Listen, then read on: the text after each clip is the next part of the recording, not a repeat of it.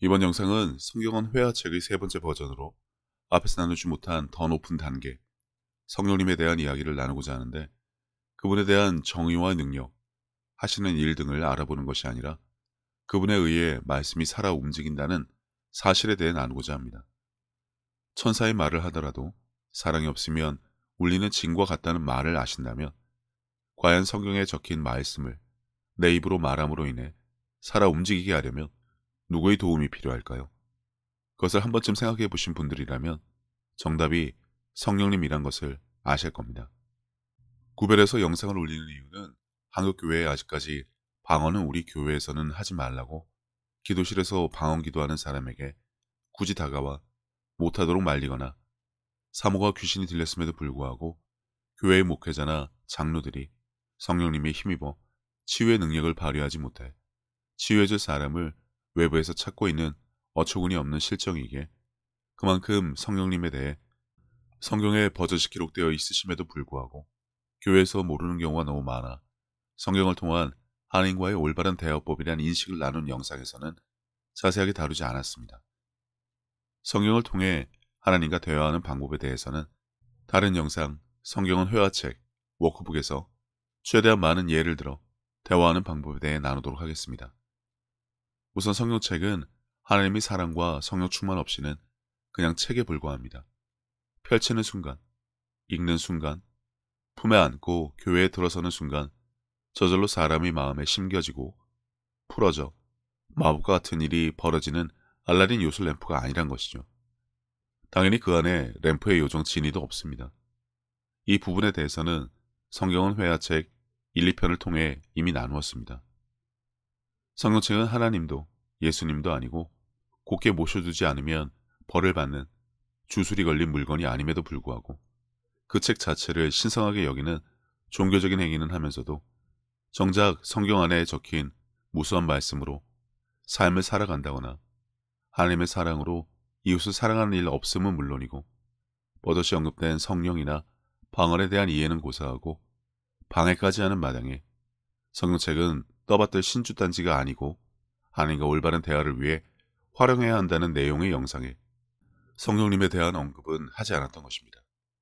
영어 회화를 이제 막 배우는 교실에 가서 영문학이나 역사와 정치 이야기를 하는 것과 마찬가지라서 말이죠. 그럼 이제 간단한 예를 성경에서 보겠습니다.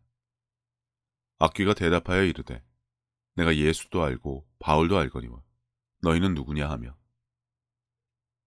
스게와의 7 아들이 바울이 전파하는 예수의 이름이라며 악기 들린 자에게 예수의 이름을 외쳤을 때 무슨 창피한 일을 당했는지 우리는 잘 알고 있습니다.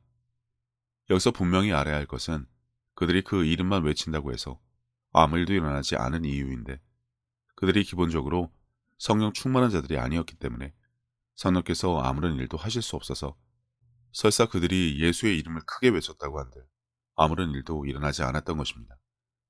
예수님은 당연히 성령 충만하신 분이고 그분의 이름에는 천하 만물이 무릎을 꿇을 권세가 있고, 성경에는 귀신들이 그 이름 앞에서 두려워 떠난 이야기가 가득하며, 6월절 이후에 성령 충만해진 베드로가 한 것처럼 담대하게 예수 그리스도의 이름을 명했을 때 안전뱅이가 일어난 사실에 대해서도 익히 잘 알고 있습니다. 그러한 예수님께서 믿는 자에 대한 정의를 다음과 같이 해주셨습니다. 믿는 자들에게는 이런 표적이 따르리니 곧 그들이 내 이름으로 귀신을 쫓아내며 새 방언을 말하며 뱀을 집어올리며 무슨 독을 마실지라도 해를 받지 아니하며 병든 사람에게 손을 얹은즉 나으리라 하시더라. 이러한 모든 것을 통해 분명하게 알아야 할 것은 성경의 문자로 기록된 말씀이 예수 이름으로라는 고백이 결과가 있게 하지 않는다는 사실입니다. 단지 단어와 문장의 능력이 있었다면 스게와의 아들들이 그러한 일을 하지 못했을 이유가 없었을 것입니다.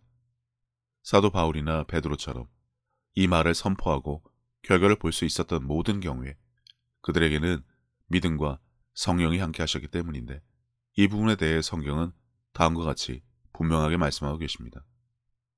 오직 성령이 너희에게 임하시면 너희가 권능을 받고 예루살렘과 온 유대와 사마리아와 땅끝까지 이르러 내 증인이 되리라 하시니라. 이 말씀만 보더라도 성령께서 임한 믿는 자들이 무엇을 할 수 있는지 알 수 있습니다. 재차 언급합니다만 여기서 가장 중요한 것은 성령께서 믿는 자들에게 함께 하실 때 그러한 일들이 일어난다는 것입니다. 오늘 영상에서는 성령님이 누구신지, 하시는 수많은 일이 무엇인지 등에 대한 설명이나 정의를 하려는 것은 아닙니다. 크리스찬들이라면 잘 아는 방언에 대해서도 그분이 말하게 하심을 따라 말하는 것이란 것쯤은 누구나 알기 때문입니다. 그들이 다 성령의 충만함을 받고 성령이 말하게 하심을 따라 다른 언어들로 말하기를 시작하니라. 대신 오늘 나누고자 하는 것은 그분이 관여하셔야 말씀이 성경에 있는 활자에서 벗어나 살아 움직일 수 있다는 사실에 대한 이해입니다. 오직 말씀 공부, 지식만 가득한 교회에서 말씀을 살아 움직이실 수 없고 단지 활자로만 있기 때문에 하나님의 능력은 말씀을 통해 일하시고 그 말씀은 성령님에 의해 작동한다는 이해를 가지면 충분할 것 같습니다. 다음의 비유를 통해 보다 분명한 이해를 가지실 수 있을 것입니다. 샹들리에를 생각해 보겠습니다. 재료는 잘 모르겠지만 아무튼 엄청 고급스러운 부품들로 장식해서 화려하고 커서 조명기구 중에는 당연 최고의 제품이라고들 합니다. 유명한 백화점이나 호텔 로비에 어김없이 달려있기도 하죠. 이 샹들리에를 성경에 기록된 생명의 말씀이라고 가정해 보겠습니다. 근데 아무리 크고 아름다운 샹들리에가 천정에 걸려 있더라도 물론 이것만으로도 인테리어 효과는 있을 수 있겠지만 배가 단지 항구에 머무르기 위해 만들어지지 않고 항해를 해야 하는 것처럼 샹들리에가 빛을 내지 않으면 무용지물일 뿐입니다.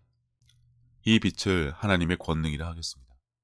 설명할 필요도 없지만 샹들리에가 빛을 내기 위해서는 당연히 전기시설이 필요합니다.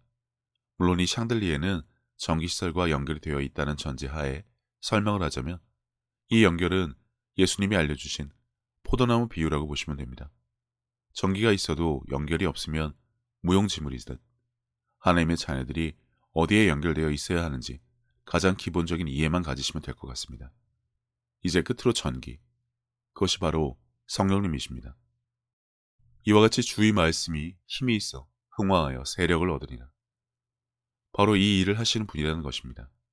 성경책에 있는 활자로 기록된 말씀이 포도나무에 붙어있는 믿는 자들의 입을 통해 선포될 때 하나님과 올바른 대화를 함은 물론이고 믿는 자 안에 내주하시는 성령님께서 그 말씀이 살아 움직이게 하셔서 하나님의 권능의 빛과 같이 비추어 이 땅에 역사하게 된다는 것입니다. 이번 영상에서 성령 충만은 영의 성장과 분리될 수 없고 영인 우리가 성장하기 위해 방언의 중요성에 대해서도 굳이 언급하지 않았습니다. 하지만 말씀 없이 성령께서 일을 하실 수 없고 성령님 없이 말씀에 대한 지식만으로는 아무런 일이 일어나지 않는다는 분명한 인식을 가지셨기 바랍니다. 애를 쓰고 노력을 해서 받을 때까지 구하거나 달라고 하고 일이 되게 또는 문제가 없어지게 해달라는 부탁을 하는 것이 기독교가 아니란 것만 알아도 이것으로 충분할 것 같습니다. 예수님께서는 내 마음을 다하고 목숨을 다하고 뜻을 다하고 힘을 다하여 주 너의 하나님을 사랑하라 하신 것이요. 둘째는 이것이니 내 이웃을 내 자신과 같이 사랑하나 보다 더 큰 계명은 없다고 하셨습니다. 생각해보면 믿는 사람들은 이미 하나님께 받은 것이 너무나 많은 것을 아는 자들입니다. 예수님을 통해 죄사함과 구원을 받은 것부터 시작해서 살아 숨을 쉴 수 있는 공기와 바람, 맑고 푸른 하늘과 마실 물, 그리고 땅과 그 위와 아래의 많은 것들, 이미 오래전부터 내 주변에 있어 왔으니 당연한 것으로 여기며 우리는 여전히 값없이 공짜로 받아 그것들이 감사함을 잊고 살기는 했지만 그런 것 말고도 하나님으로부터 받은 사랑과 평안에 대해 생각하자면 끝이 없습니다. 하지만 사람은 하나님으로부터 받은 그 많은 은혜를 갚을 방법이 없습니다. 그래서 하나님께서는 내 이웃을 내 몸같이 사랑하는 것으로 그것을 대신 갚으라고 하신 것인지도 모릅니다. 그리고 지극히 작은 자에게 한 것이 곧 하나님께 한 것이라고 하셨으니 그분의 은혜를 알고 그분을 닮아가는 삶을 살아가야 한다면 지금 내가 살아가는 삶의 방향이 하나님과 나의 이웃을 사랑하는 올바른 길 위에 있는 것인지 한 번쯤 점검해 봐야 하지 않나 싶습니다. 이와 같이 하나님의 뜻, 그분이 기뻐하실 일이 무엇인지 알고 내게 주어진 소명을 다하기 위해 끊임없이 힘쓰고 노력하는 것도 크리스찬들이 마땅히 해야 할 일이 아닐까라는 생각을 해봅니다. 이제는 세상 유행에 따라 요동치던 내 마음을 모두 내려놓고 혼자서 하나님의 뜻을 헤아리는 시간을 가져보시기를 권해봅니다. 하나님은 세상 모든 사람들을 사랑하십니다. 그렇기 때문에 당신이 사랑받기에 마땅한 사람인 것처럼 당신의 가족도 이웃도 그분에게는 마찬가지로 소중한 자녀들입니다. 당신이 어려운 상황을 겪었을 때 하나님께서 당신의 삶에 관여하실 수 있도록 마음의 문을 열고 그분을 신뢰하며 동행하는 삶을 살아왔듯이 이제 당신도 다른 사람들에게 먼저 다가가서 손을 내미는 귀한 삶이 되어주시기를 바랍니다.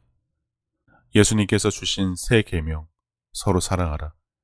저도 늘 제 자리에서 최선을 다하여 섬기고 사랑하며 살도록 하겠습니다. 감사합니다.